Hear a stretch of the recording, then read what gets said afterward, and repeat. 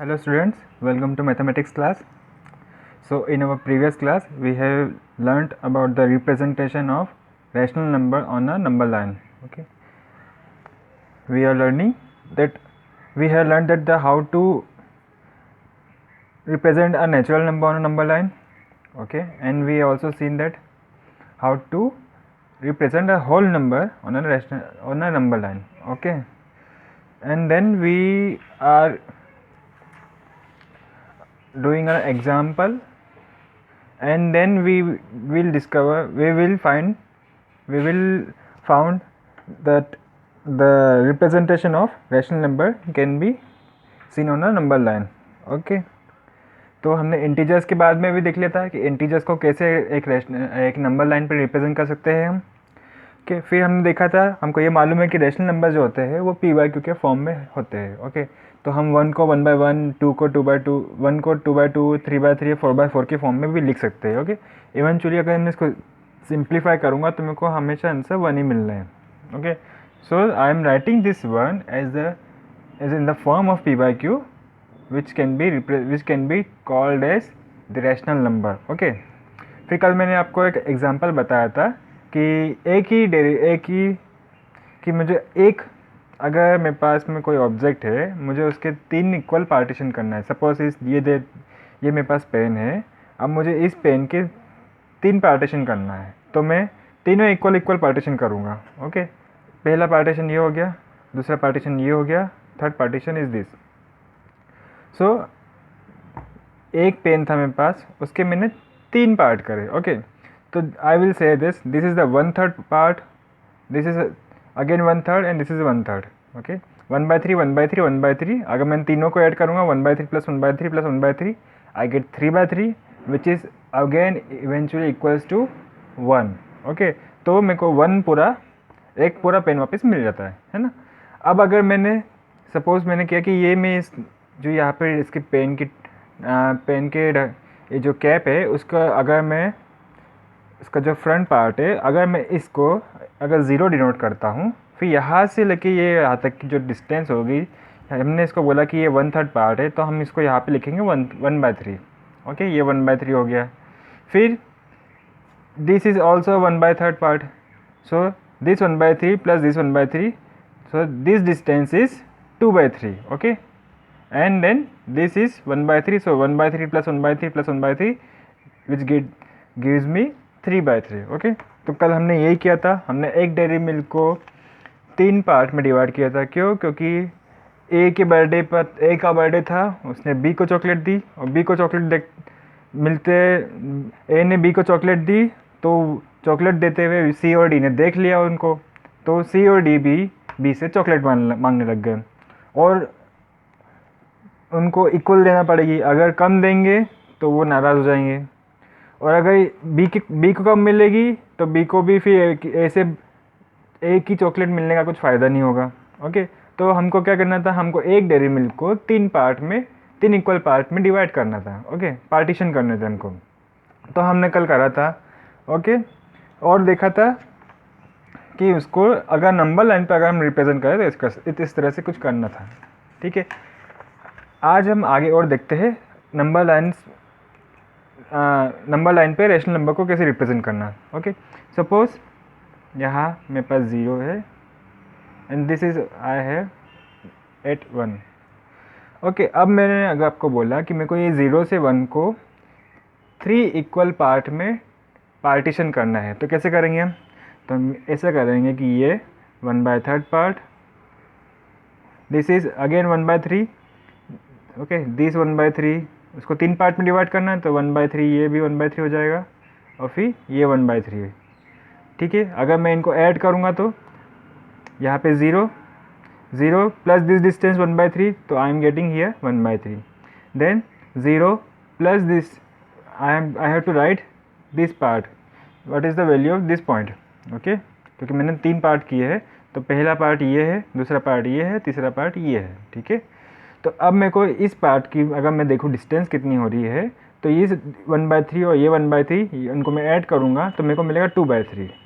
तो so this is 2/3, and then if I add this 1/3 I am getting here 3/3. Okay, this is 1 here and this is 0 here. Okay, तो अगर अभी हमने देखा यहाँ पे कि 0 और 1 के बीच में, 0 से 1 के बीच की जो लेंथ है, अगर मैं उसको 3 पार्ट में डिवाइड करता हूँ, 3 इक्वल पार्ट में, तो I am getting 3 equal parts with 1/3 each value. Okay, 1/3 this 1/3 and this 1/3। Okay, तो ये तो मैंने आपको जैसे कल का एग्जांपल दिया था उसके हिसाब से बताया। तो अब अगर मैं बोलूँ कि मेरे को नंबर लाइन पे 2/3 को डिनोट करना है, तो मैं कैसे करूँगा? तो मैंने ये बोल दिया ये 2/3 यहाँ पे है। ओके, तो 2/3 एक रेशनल नंबर है, तो मैंने यहाँ पे इसको नंबर लाइन पे डिनोट कर दिया। तो हमने क्या कर दिया, हमने रेशनल नंबर को रिप्रेजेंट किया नंबर लाइन पे। ओके, सबसे पहला एग्जांपल ये है। फिर हम अब आगे चलते हैं। अब since rational numbers can also be a negative number and can also be a positive number. Okay, तो अब अगर मैं ये 0 - 1 की लेंथ को अगर मैं 3 इक्वल पार्ट में डिवाइड करता हूँ, 3 इक्वल पार्ट में वापस कैसे, 1 2 and 3, this is 1, this is equal, this is again a second part and this is a third part। Okay, तो ये लेंथ हो जाएगी 1/3, ये लेंथ 1/3 है और ये लेंथ 1/3 है। लेकिन 1/3 कब होती है? जब हम 0 के राइट साइड में जाते हैं। मैंने आपको जैसे बताया था लास्ट क्लास में कि हम 0 के अगर राइट साइड में, अगर हम नंबर लाइन पे राइट साइड में जाते हैं 0 के, तो हम पॉजिटिव वैल्यू लेते हैं। 0 के अगर लेफ्ट साइड में जाते हैं तो हम नेगेटिव वैल्यू लेते हैं। तो अब मैं 0 के लेफ्ट साइड में जा रहा हूँ, तो मैं ये 1/3 क्या हो जाएगा, ये -1/3 होगा। This is again -1/3, this is again -1/3। So this point is at -1/3 value, this point is at -2/3 value and this point will have -3/3 value.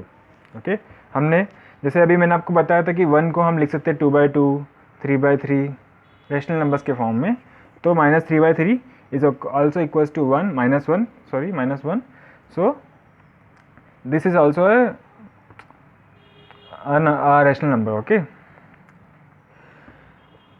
ठीक है। अभी तो मैंने आपको ये बताया कि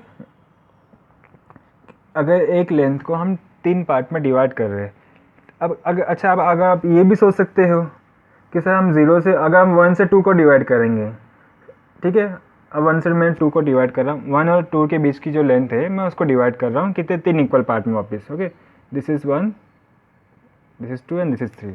ओके, अब मैं यहाँ पे अगर लेंथ लिखूँगा तो लेंथ क्या होगी, क्योंकि मेरे को यहाँ पे मेजरमेंट करना, जैसे 0 लिया, फिर 1 लिया, फिर 2 लिया, फिर 3 लिया। यहाँ पे हमने जैसे नंबर लाइन पे मेजरमेंट किया है, वैसे इस पॉइंट को भी अब मेज़र करूँगा तो क्या होगा। अब ये तो है कि ये मेन जो डिस्टेंस है ये इक्वल डिस्टेंस है 1/3 वैल्यू पे। ओके, ईच है 1/3 लेंथ। नाउ सबसे पहले मेरे पास 0 से 1 के बीच में क्या थी, 1/3, 2/3 एंड दिस इज़ 3/3। ओके, तो अब मैं क्या करूँगा, मैं को अगर इस पॉइंट की अगर मेज़र करना है तो मैं इस पॉइंट की जो वैल्यू है दैट इज़ 3/3, उस 3/3 में मैं इस लेंथ को ऐड कर दूँगा। ओके, वही हम करते हैं। हम अगर नंबर लाइन पर ये 0 है, ये 1 है, अब मेरे को अगर 2 का मेज़र करना है, 2 में लिखूँगा तो क्या लिखूँगा, मैं ये जो लेंथ थी 1 है उसमें 1 ऐड करूँगा तो मेरे को 2 मिल जाएगा। फिर मेरे को अगर 4 ऐड चाहिए तो मैं 2 में 2 ऐड करूँगा तो मेरे को 4 मिल जाएगा। ओके, तो अगर मेरे को इस पॉइंट को जाना है कि इस पॉइंट की वैल्यू मेज़र करनी है कि ये कौन सा पॉइंट है, इसकी वैल्यू क्या है, इसका मेज़रमेंट क्या है, तो और मेरे को इसकी लेंथ मालूम है। जैसे कि यहाँ पे मेरे पास 1 मालूम था, मेरे को अगर सपोज़ ये नहीं मालूम है, मेरे को ये मालूम है कि ये 1 लेंथ है इसकी, और मेरे को ये पॉइंट मालूम है कि इसकी लेंथ, इसका मेज़रमेंट 1 है, तो मैं क्या कर रहा हूँ, इस 1 में इसको ऐड कर दूँगा तो मेरे को 2 मिल जाएगा। ओके, सो सिमिलरली हम यहाँ पे भी यही करेंगे, इस 3/3 में ये लेंथ को ऐड कर देंगे तो 3/3 plus 1/3 gives me 4/3। Okay, similarly इस पॉइंट को अगर चाहिए हमको तो इस 4/3 में मैं 1/3 ऐड कर दूंगा तो 4/3 plus 1/3 gives me 5/3 and similarly this will gives me 6/3। Okay, rational number से 3/3 को अगर 1 है तो 1 को 3/3 के फॉर्म में लिख सकते हैं, 2 को भी मैं 6/3 के फॉर्म में लिख सकता हूँ। ओके, तो अब अगर आप देखेंगे ये 4/3, इस 4/3 को मैं ये 4/3 मैंने लिख दिया। हमने हमारे पिछली क्लासेस जो 6th-7th क्लास है उसमें हमने पढ़ा था मिक्स फ्रैक्शन के बारे में। मिक्स फ्रैक्शन हम कब यूज़ करते हैं? जब डिनोमिनेटर की वैल्यू न्यूमरेटर की वैल्यू से ज़्यादा होती है। दैट इज़ अगर कोई मेरे पास कोई फ्रैक्शन p/q के फॉर्म में है और अगर q की वैल्यू p से स्मॉल है तो हम उसको मिक्स फ्रैक्शन के फॉर्म में लिखते हैं। ओके, यहाँ पे क्या है, डिनोमिनेटर की वैल्यू न्यूमरेटर से बड़ी है तो हम इसको मिक्स फ्रैक्शन के फॉर्म में लिखेंगे, तो ये हो जाएगा समथिंग लाइक दिस। ओके, तो अब अगर हम इसको देखें, ठीक है, सिर्फ इस वैल्यू को देखें, यहाँ पे मेरे पास 1 है, यहाँ पे 1/3 है, ठीक है। अब अगर मैं अगर सिर्फ इसको इस नंबर को अगर मैं देखूँ तो मुझे ये आइडिया मिल सकता है कि अगर मेरे को इस नंबर को नंबर लाइन पे डिनोट करना है तो वो कहाँ होगा। ओके, ये तो 4/3 हो रहा है, हमने इसको बाद में फिर वापस फ्रैक्शन फॉर्म में करेंगे तो 4/3 हो जाएगा, ठीक है। तो लेकिन अगर हमको अब इसको डिनोट करना है कि ये नंबर लाइन में, क्योंकि ये 1 के बाद ही क्यों आया, 1 के पहले क्यों नहीं आया? ऐसा भी हो सकता है ना कि 1 के पहले नहीं आना चाहिए, तो इसके पीछे क्यों नहीं आया?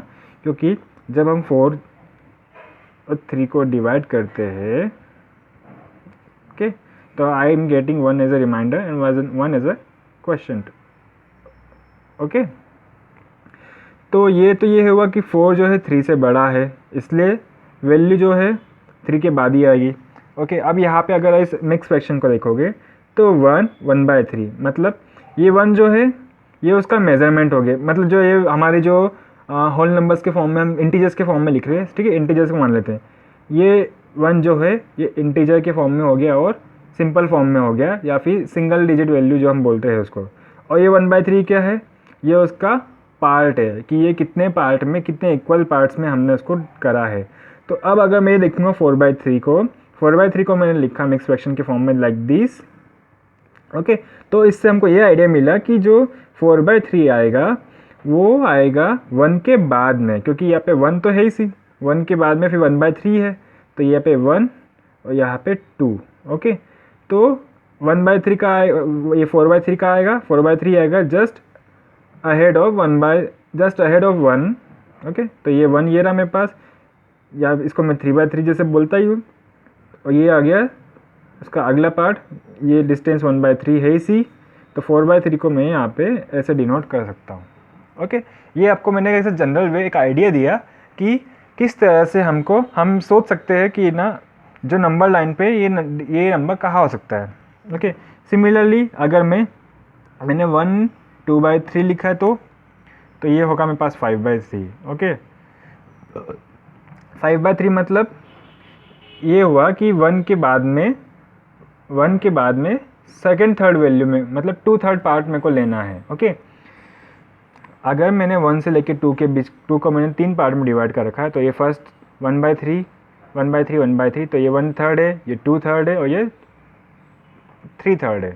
ओके, तो 2/3 ये वैल्यू 2/3 होगी, तो ये 5/3 को मैं ऐसे 1/2 1 2 3 ये मिक्स फ्रैक्शन के फॉर्म में इस तरह से लिखूंगा, तो मेरे को एक जनरल आइडिया मिल जाएगा कि ये इस नंबर को मैं नंबर लाइन पे कहाँ डिनोट कर सकता हूँ। ओके, तो अब एक कुछ और एग्जांपल लेते हैं। 1/3 का मैंने बताया था, अब यहाँ पे मैंने एक एग्जांपल लिया है 1/7 4/7 5/7 9/7। ओके, इस नंबर्स को आपको डिनोट करना है नंबर लाइन पे। ओके, सबसे पहले यहाँ पे कोई मेरे पास नेगेटिव वैल्यू नहीं है, नेगेटिव रैशनल नंबर नहीं है, इसलिए मैं यही से 0 से ही स्टार्ट करता हूँ, यहाँ पे लिखता हूँ 0। ओके, यहाँ पे मेरे पास नेगेटिव वैल्यूज थी इंटीजर, इसलिए मैंने 0 यहाँ पे लिखा ताकि मेरे पास नेगेटिव वैल्यू लिखने के लिए थोड़ी सी जगह रहे, ठीक है। अब but we are not having here a negative numbers, so I will write 0 here. Okay, now अब देखोगे आप कि जो नंबर्स है वो है 1/7 4/7 5/7 9/7।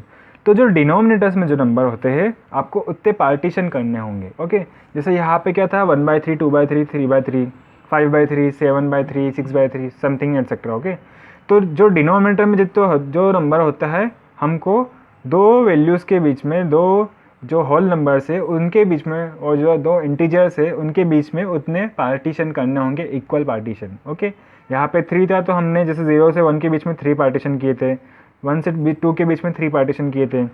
अब यहाँ पे मेरे पास क्या है 7, तो मेरे को क्या करना पड़ेगा 7 पार्टीशन करने होंगे। पहले मैं 0 से 1 के बीच में 7 पार्टीशन करता हूँ, तो 1 2 3 4 5 6 एंड दिस इज 7। ओके, तो ये हुआ मेरा 1। ओके, तो अब मैं इसको लिखूँगा कैसे? ये सब 1/7 इक्वल पार्टीशन में, तो ये 1/7,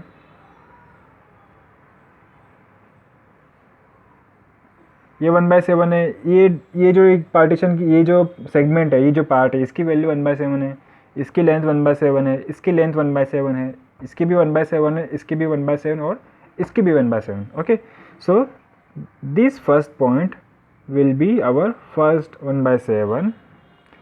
दिस विल मैं इसमें इस लेंथ को ऐड करूँगा तो मेरे को सेकेंड 2/7 मिलेगा। ओके, आप सब है ना सिर्फ नंबर्स और डॉट्स काउंट कर लीजिए, उससे भी आपको पता चल सकता है। जैसे ये फर्स्ट है तो 1/7, सेकेंड है 2/7, थर्ड तो 3/7, फोर्थ है तो ये 4/7, 5 तो 5/7, 6/7 और ये 7 है तो 7/7। ओके, अब मैं 1 के बाद 1 और 2 को बीच की जो है 1 और 2 को भी मैं 7 सेगमेंट्स में डिवाइड करता हूँ। तो दिस इज़ 1 2 3 4 5 6 एंड 7। ओके, थोड़ी सी जगह कम पड़ गई मेरे पास। ओके, बट नथिंग वरीज, यहाँ पे एरो लगाता हूँ। तो अब ये 7/7 के बाद में क्या आएगा मेरे पास?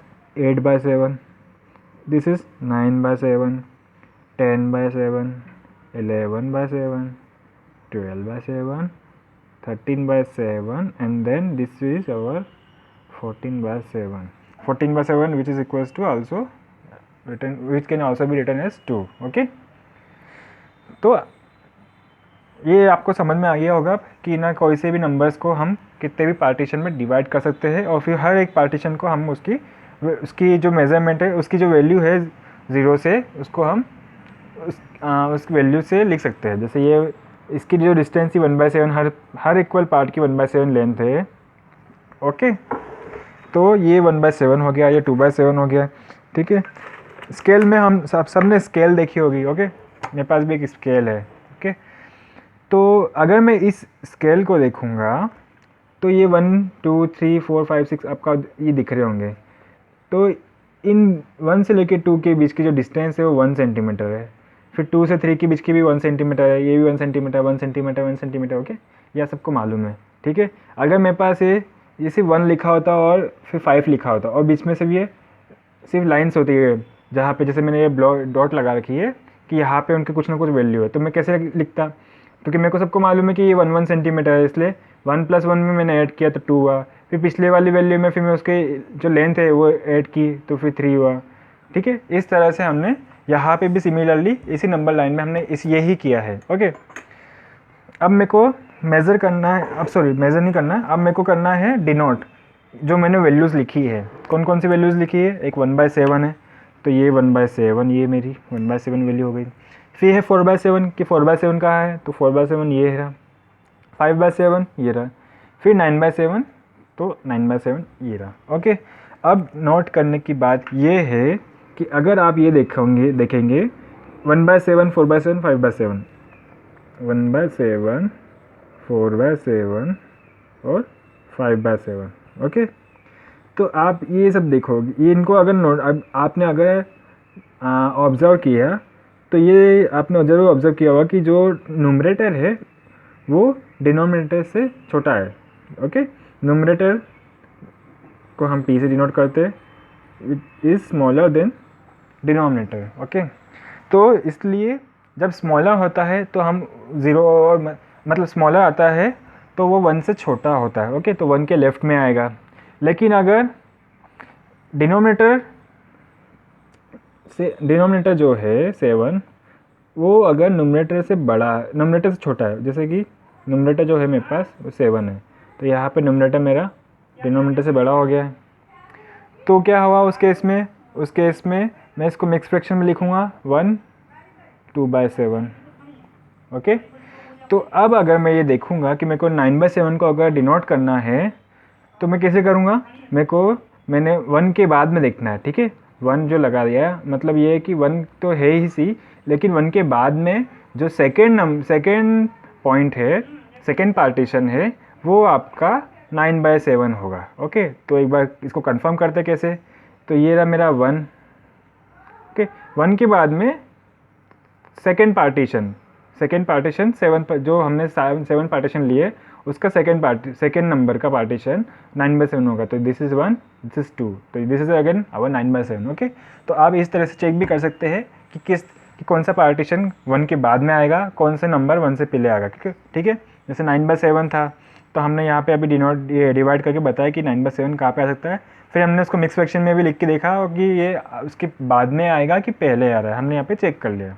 ओके, एक एग्जांपल और अब हम लेते हैं। हमने पॉजिटिव रैशनल नंबर्स का लिया है, अब हम नेगेटिव रैशनल नंबर्स का एग्जांपल लेते हैं। Okay, now if you see this 3 number, there is no positive number, so I will write 0 here. Okay, आपको अपनी नंबर लाइन्स पे नंबर का इस तरह से चूज़ करना है, 0 को इस तरह से लिखना है कि आपके पास स्पेस की कभी कमी नहीं हो। ओके, यहाँ पे मेरे पास थोड़ी सी स्पेस की कमी हो गई थी, जिस तरह से आप देख सकते हैं, ठीक है। आपके पास ऐसा नहीं हो, इसलिए आपको ध्यान रखना होगा कि आपको 0 कहाँ पे लिखना चाहिए, कहाँ यहाँ लिखना चाहिए, यहाँ लिखना चाहिए। ओके, एक अंदाज़ा लगाना चाहिए। ओके, तो अब मेरे पास क्या है यहाँ पे कि मैं पहले ये नंबर्स को देख लेता हूँ एक बार फिर से।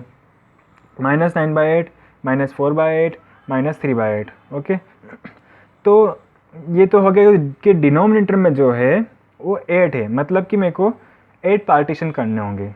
तो मैं करता हूँ 1 2 3 4 5 6 7 एंड 8। ओके, तो जो 8 होगा वो हमारा 8 पार्टीशन हमारा 1 होगा। ओके, क्योंकि हम उसको 8/8 के फॉर्म में, सॉरी -1 होगा। ओके, तो अब मैं इसके नंबर्स जो वैल्यू है मेजरमेंट उनकी वो लिख देता हूँ। ये होगा मेरा -1/8, -2/8, -3/8, -4/8, -5/8, -6/8, -7/8 एंड -8/8। ओके, अब मैं 1 और -2 के बीच के अगेन जो लेंथ है उसको भी वापस में 8 पार्ट्स में पार्टीशन करता हूँ, 8 पार्ट्स में डिवाइड करता हूँ। तो क्या होगा 1 2 3 and 4 and so on. Okay, क्योंकि हम उसके आगे की हमको ज़रूरत नहीं है, ठीक है। तो ये कौन सी वैल्यू होगी मेरे पास, 8 के बाद में आएगा 9, तो -9/8, -10/8, -11/8 and this is my -12/8 and so on. Okay, अब मेरे को ये 3 नंबर्स को डिनोट करना है नंबर लाइन पे, तो मैं इसको डिनोट कर देता हूँ। -3 सबसे पहले है मेरे पास -9/8, तो this is my -9/8, then I have -4/8, so this is my -4/8 and then -3/8। Okay, अब मैंने आपको जैसे बताया था अभी मिक्स फ्रैक्शन का, एक बार फिर चेक करके देखते हैं। -3/8 और -4/8, सबसे पहले इनको लेते हैं। न्यूमरेटर डिनोमिनेटर से छोटा है, न्यूमरेटर डिनोमिनेटर से स्मॉल है, इसलिए ये जो वैल्यू होगी वह 1 के राइट साइड में आएगी, -1 के राइट साइड में होगी। क्यों नेगेटिव नंबर है, इसलिए नेगेटिव नंबर के राइट साइड में। अगर हम पॉजिटिव होता तो पॉजिटिव के लेफ्ट में आती है। ओके, छोटी होती है ना, तो ये -1 के राइट साइड में आ गई। ओके, तो हम चेक कर लेते हैं। तो ये -3/8 राइट में है, -4/8 भी -1 के राइट में है। ओके, फिर अगला जो वैल्यू है हमारे पास में वो है -9/8। अब यहाँ पे डिनोमिनेटर जो है वो न्यूमरेटर से स्मॉल है। ओके, न्यूमरेटर यहाँ पे डिनोमिनेटर से बड़ा है, तो हम इसको मिक्स फ्रैक्शन के फॉर्म में लिखेंगे, -1 1/8 something like this. Okay, so -9/8 value will be the first point after the -1 value. So -1 value is here and the first point after -1 is -9/8. Okay, कुछ एग्जांपल और करते हैं हम, ताकि आपको थोड़ा और आइडिया मिल जाए कि कैसे करना है। नाउ अब मैंने यहाँ पे 3 नंबर्स लिखे हैं, 7/6, 4/3 और 5/12। मेरे को इन तीनों नंबर्स को सेम नंबर लाइन पे अगर डिनोट करना है, कैसे करना है, वो अभी हम देखते हैं।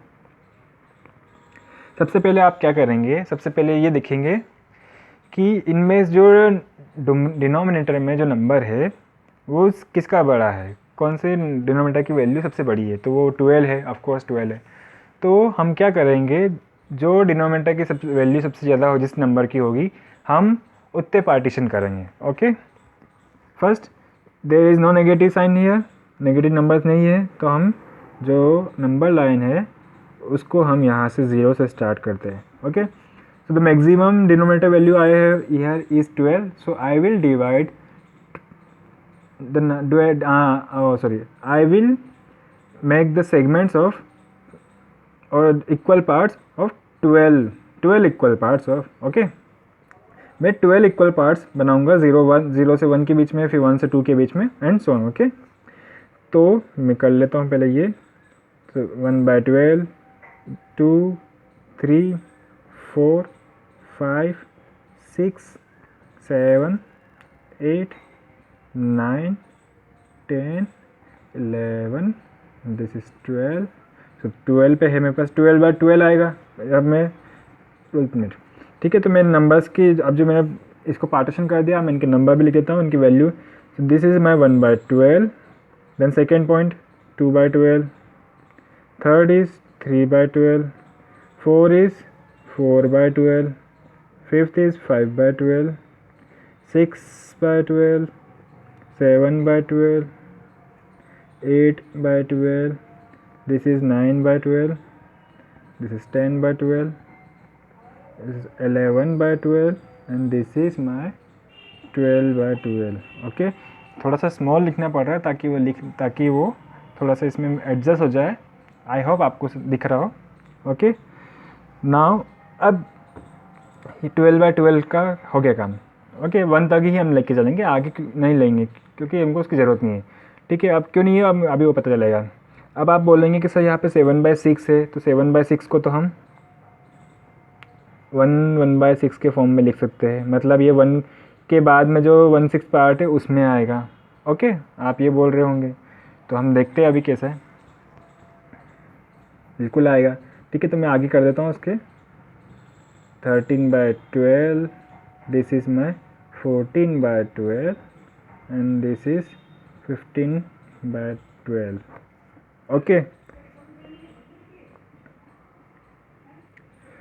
तो अब मैं क्या करूँगा, मैं ये करूँगा कि हमको जो कौन कौन सी वैल्यू चाहिए, 4/3, 7/6, 5/12। तो 5/12 तो मेरे पास ये रही, तो ये 5/12 है।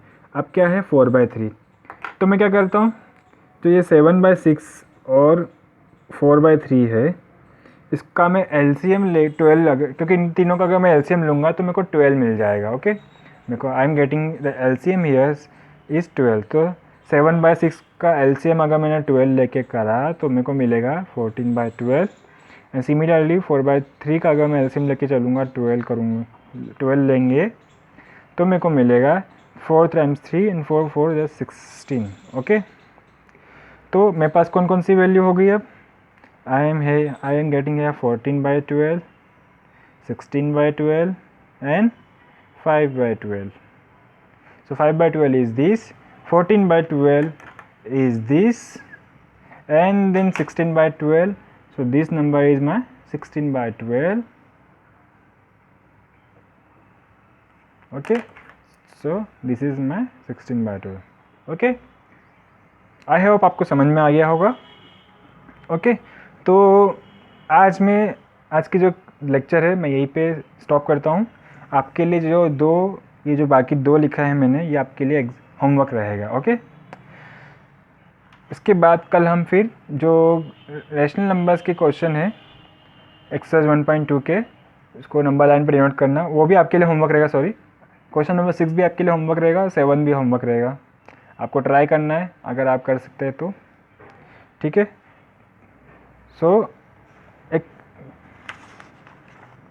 एक काम और करते हैं, मैं आपको ये वाला क्वेश्चन और बता देता हूँ, थोड़ा सा टाइम है हमारे पास। तो हम देखेंगे इस नंबर्स को, पहले नंबर लाइन लिख देता हूँ। पॉजिटिव नंबर से तो 0 से नंबर लिख देता हूँ।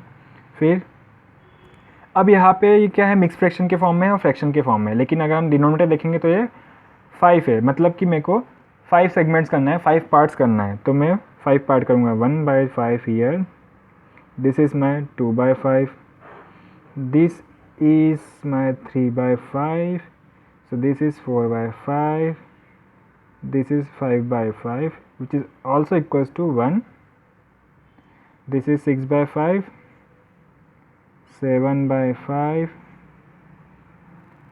8/5, 9/5, okay, 9/5, 10/5, which is my value 2, 11/5, और यहाँ पे मेरे पास जो आखिरी में है वो है 12/5. ओके, तो मेरे पास पहली जो वैल्यू है वो है 1 3/5, मतलब 1 के बाद में थर्ड वैल्यू 3/5 वाली, तो 1 ये रहा मेरे पास, फिर 1 2 3, तो 8/5 जो है वो मेरी फर्स्ट 1 3/5 है. फिर मेरे पास है 2 2/5, मतलब 2 के बाद में सेकेंड वैल्यू, सेकेंड 5 वैल्यू, तो फर्स्ट ये 2 मेरा ये वैल्यू है, 2 के बाद में फर्स्ट सेकेंड, तो ये मेरे पास 2/5 हो गई. फिर मेरे पास है 1/5, तो 1/5 ये. अब मैं इसको एक बार चेक कर सकता हूँ कैसे. इसको मिक्स फ्रैक्शन को मैं फ्रैक्शन की फॉर्म में लिखूँगा. 5 + 3 8, this is 8/5 and this is 2, 5 2 12/5. Okay, so first is 1/5 and then I have 8/5, so 8/5 here and then 12/5, so 12/5 here. Okay, I hope आपको समझ में आ गया हो. ओके, तो क्वेश्चन नंबर जो 1.2 का क्वेश्चन नंबर 6, 7 और क्वेश्चन नंबर 8 ये आपके लिए होमवर्क रहेगा. Okay, so I think I should stop here now. तो स्टूडेंट्स, आप आपके होमवर्क सेंड कर रहे हैं, बहुत अच्छी बात है. बहुत सारे बच्चों का मेरे को रिस्पांस मिल रहा है. ओके, आप होमवर्क सेंड करते रहिए. कोई डाउट्स है तो आप मुझसे पूछिए. Okay, till then now we will see our first exercise, second exercise in our next class. Okay, till then have a good day and be safe at your home. Goodbye. Thank you very much.